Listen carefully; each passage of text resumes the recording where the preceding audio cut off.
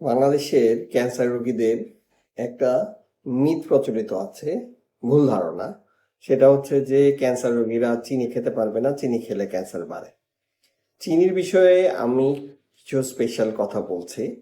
সেটা হচ্ছে, প্রথম কথা, চিনি খেলে ক্যান্সার চিকিৎসায় কোনো সমস্যা হয় না, চিনি খেলে ক্যান্সার বাড়ে না। দ্বিতীয় কথা হচ্ছে যে তাহলে একজন রোগী যদি চায় তাহলে কি চিনি খাওয়া সম্পূর্ণ বন্ধ করে দিলে উপকার হবে?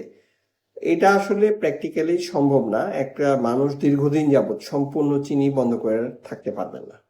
1 বছর 2 বছর চিকিৎসা চলে, ততদিন চিনি বন্ধ করা সম্ভব না।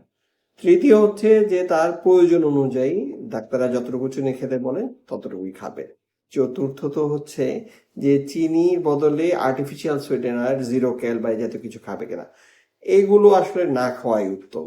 আর পঞ্চম হচ্ছে চিনির বিকল্প যেসব আমরা বলি মধু, বা অনেক ক্ষেত্রে আমরা বলি যে খেজুর, এই জাতীয় জিনিস খেতে।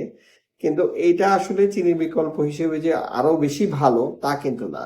তবে অনেক ক্ষেত্রে এই ধরনের খাবারে অ্যান্টিঅক্সিডেন্ট থাকে এবং তার কিছু উপকার হয়। তাহলে আপনারা চিনি খাবেন, এবং চিনি খেলে ক্যান্সার বাড়ে না।